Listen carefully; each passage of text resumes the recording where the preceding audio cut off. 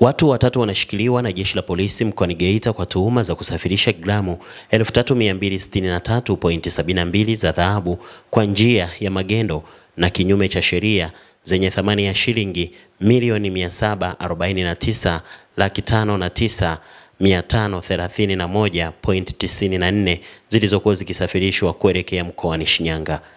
Akizungumza na waandishi wa habari, kaimu kamanda wa jeshi la polisi mkoa wa Geita Adam Maro amesema watuhumiwa hao walikuwa wakitumia gari aina ya Toyota Premio namba za usajili T739 EEH mali ya Emmanuel Kidenya, mkazi wa Kahama mkoani Shinyanga. Jeshi la polisi mkoa wa Geita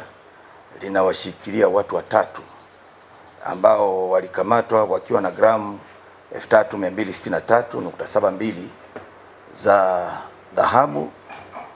zenye thamani ya shilingi milioni 749,509,531 na senti 94 ambazo walikuwa wakizisafirisha kwa magendo yenye thamani ya shilingi hizo nilizotaja hapo kwa njia ya barabara kinyume cha sheria wakitumia gari Toyota Premio namba T739 EEH mali ya Emmanuel Kidenya, mkazi wa Kahama Shinyanga. Waliokamatwa ni Yohana Idama miaka 34, mkazi wa Nyamhongolo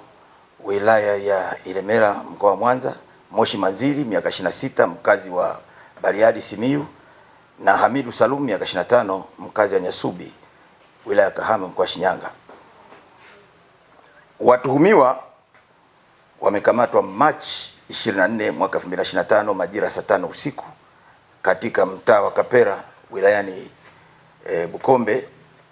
baada ya jeshi la polisi kupata taarifa za siri na kuweka mtego ambao ulifanikisha kukamata watuhumiwa hawa. Baada ya upekuzi katika gari kufanyika, walikuta wakiwa na kiasi hicho cha dhahabu kilichokuwa kimefichwa katika gari tajwa. Uchunguzi wa tukio hili kwa kushirikiana na taasisi nyingine unaendelea ili kuwabaini wahusika wengine waliohusika na tukio hili ili kuweza kuwafikisha mbele ya sheria.